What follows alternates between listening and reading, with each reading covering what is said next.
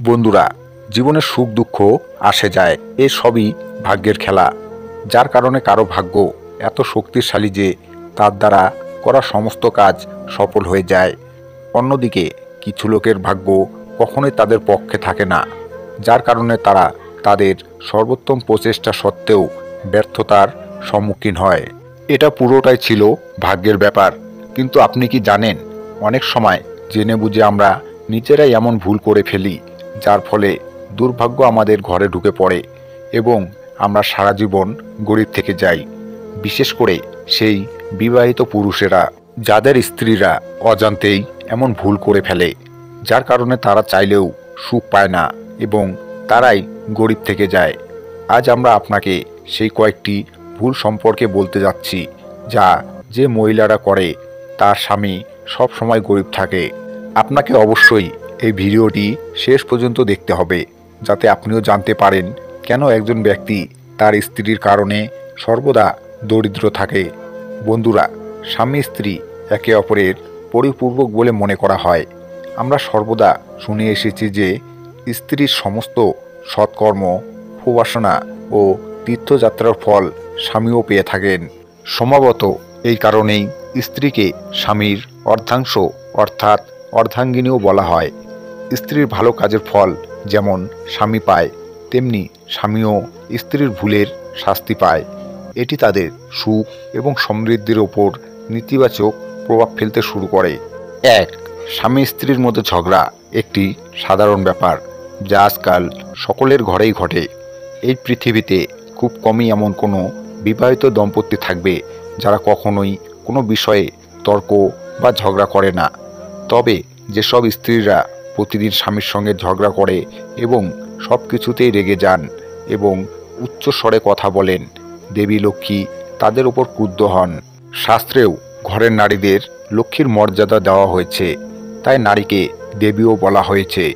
যে ঘরে মহিলারা সর্বদা সুখী মেজাজ এবং নীতিবাচকতার সাথে থাকেন, তাদের ঘরে সর্বদা সুখ এবং সমৃদ্ধি থাকে। এছাড়াও যে মহিলার স্বামী সবসময় রাগান্বিত থাকেন, তিনি কখনোই কাজে মন দিতে পারেন না। আর নেতিবাচক আবেগ ধীরে ধীরে তাদের মনে জায়গা করে নিতে শুরু করে, যার সরাসরি প্রভাব পড়ে মানুষের আর্থিক অবস্থার উপর। দারিদ্র্য ধীরে ধীরে এমন বাড়িতে বসতি স্থাপন করতে শুরু করে এবং অভাব ছড়িয়ে পড়তে শুরু করে। এই কারণে বাড়ির মহিলাদের সর্বদা সুখী থাকা উচিত এবং পূর্ণ ইতিবাচক চিন্তাভাবনা এবং শক্তি নিয়ে জীবনে আসা দুঃখের মুখোমুখি হওয়া উচিত। দুই, যে বাড়িতে মহিলারা মাঝরাত পর্যন্ত জেগে থাকেন এবং সকালে দেরি করে ঘুম থেকে ওঠেন, তাদের বাড়িতে কখনোই সুখ শান্তি থাকে না। মা লক্ষ্মী এমন বাড়িতে বাস করেন না।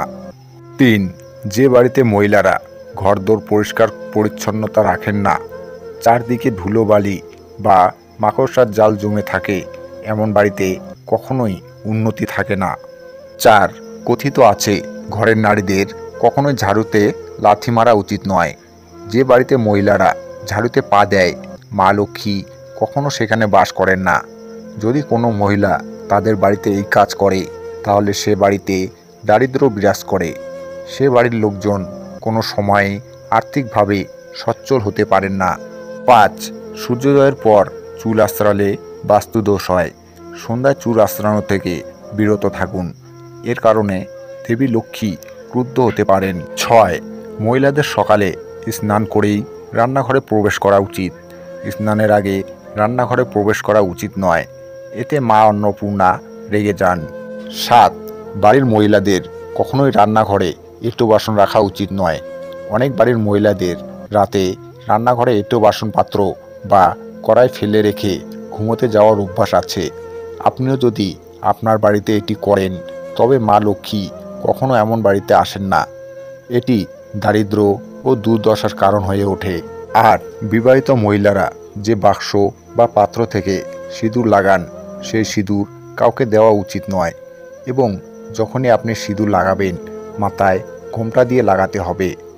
এছাড়াও বিবাহিত মহিলাদের হাতের চুড়ি, এমনকি পায়ের পায়েল কারোর সাথে শেয়ার করা উচিত নয়।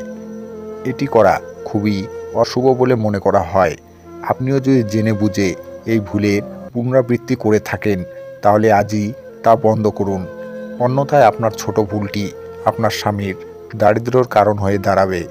9. এছাড়াও ছেঁড়া চপ্পল ঘরে রাখা অশুভ বলে মনে করা হয়। এছাড়াও ছেঁড়া ও পুরনো কাপড় ঘরে রাখবেন না।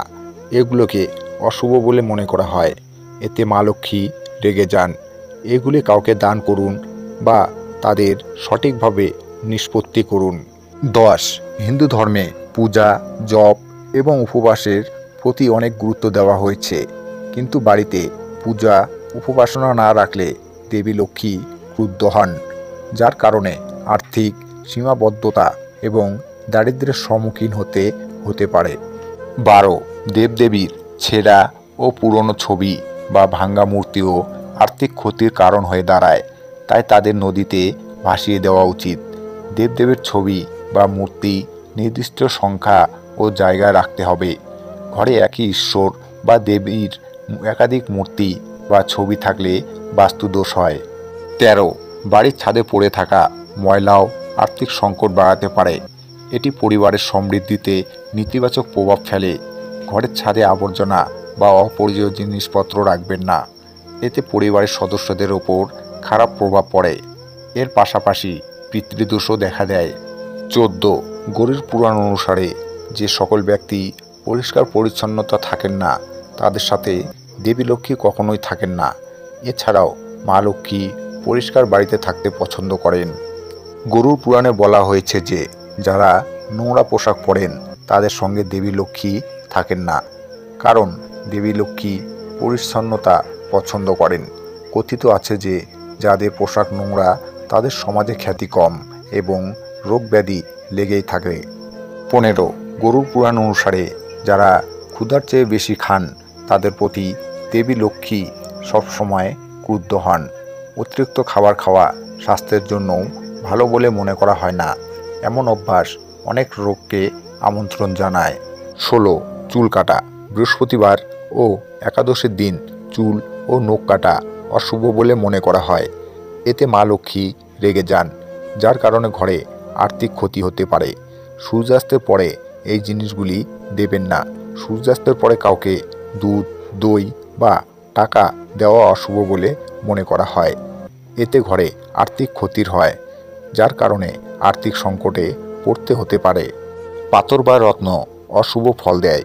অনেকে তাদের বাড়িতে অপ্রয়োজনীয় পাথর, রত্ন, আংটি, তাবিজ বা অন্যান্য অনুরূপ জিনিসপত্র রাখেন। কোনো রত্ন উপকারী এবং কোনো রত্ন ক্ষতির কারণ। এতে ব্যবহার না হলে ঘর থেকে এই জাতীয় জিনিসগুলি সরিয়ে ফেলুন। ভাঙ্গা জিনিস ভাগ্য উজ্জ্বল করতে দেয় না। কোনো ধরনের ভাঙ্গা বা অপ্রয়োজনীয় জিনিস ঘরে রাখা উচিত নয়। এতে ঘরে বাস্তুদোষের সৃষ্টি হয়, যার কারণে দেবী লক্ষ্মীর আগমন বন্ধ হয়ে যায়।